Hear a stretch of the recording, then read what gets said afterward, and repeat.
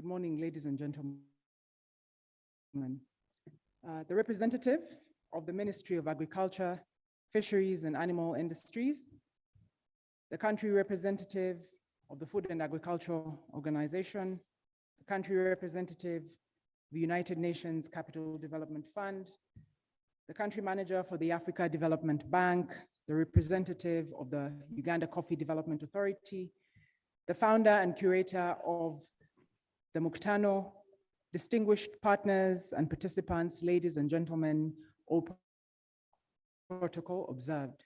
As I've been introduced, my name is Muguma-Ssebuliba, and I'm the Chief Executive of the Agricultural Business Initiative, commonly known as aBi or aBi, and we have two arms, aBi Development and aBi Finance. Before I go any further, I'd like to thank the organizers, the curator, and the founder of the Mukutano for bringing us together for what is truly exciting and a very important gathering or meeting to discuss something that will take us well ahead into our future, as he had elaborated.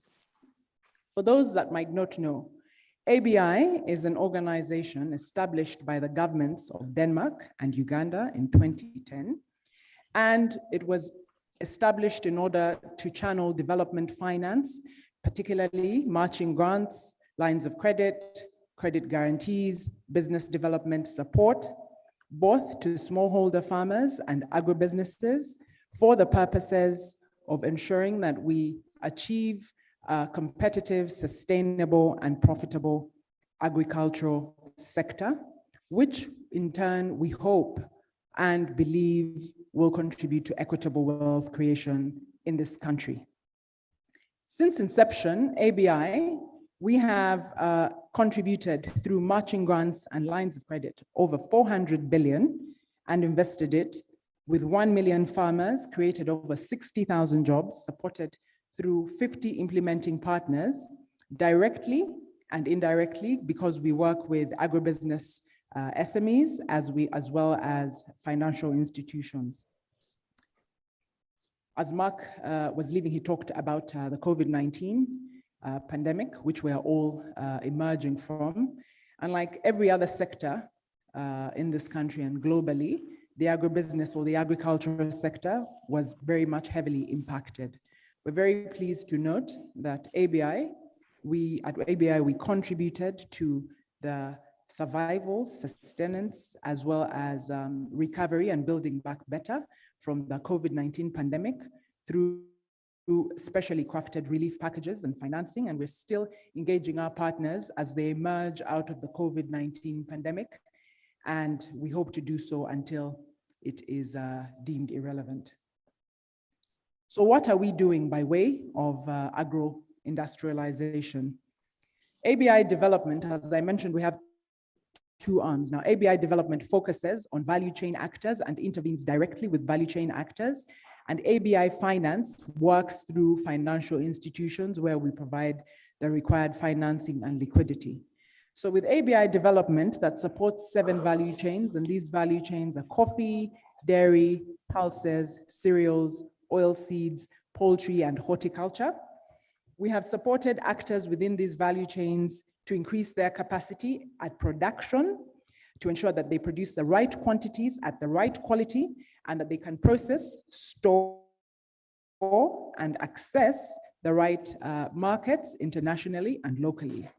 Specifically to the coffee value chain, considering that one of the partners of this event is the Uganda Coffee Development Authority, and coffee being a strategically important export commodity. I'll just zero in on coffee. We have over the last 3 years supported the sector with 17 billion, particularly on the agro-industrialization segment through silos, through coffee washing stations and halas, and we have committed a further 10 billion currently to continue the support towards industrialization of the sector. And at aBi Finance, we are providing lines of credit, have provided lines of credit and will continue to financial institutions, as well as credit guarantees to de-risk and provide the much needed liquidity to both the smallholder farmers and agribusinesses to get on with the work of producing, as well as adding value through processing and any other means that will take our products to the next level and ensure that we are indeed adding value both at a smallholder farmer level and at an agribusiness level, and thereby the entire economy, achieving that vision that we have of a competitive, sustainable, and profitable sector, and that results in equitable wealth creation. But within the bounds of agro-industrialization, something that comes to us and that is very key and has very much been on the agenda, but especially in the wake of climate change, COP26 last year and everything, green investments, climate change is very much on our radar. And for us, green means three things. Environmentally, it means doing no harm. And as you're all aware, developing countries, especially in sub-Saharan Africa, contribute the least to the ravages of climate change, but bear the biggest brand. So for us, it's going beyond climate mitigation and focusing a lot more on climate adaptation. We find that droughts are lasting longer, are more frequent and are lasting longer. Rain seasons are delayed. When it comes, it's either late or it falls for longer than was anticipated, resulting in flooding, or is too little in certain parts.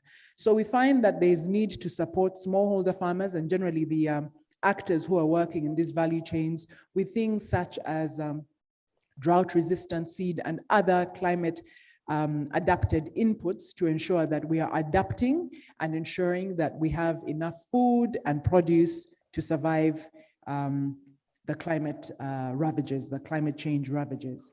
So for us, it is environmentally, as I've said, doing no harm with a focus on climate adaptation. And a key takeaway from us here in terms of partnership, we're looking to support and work with partners, particularly in the in a bid to enhance climate adaptation. It also means social inclusion, where we pay special attention to women and youth.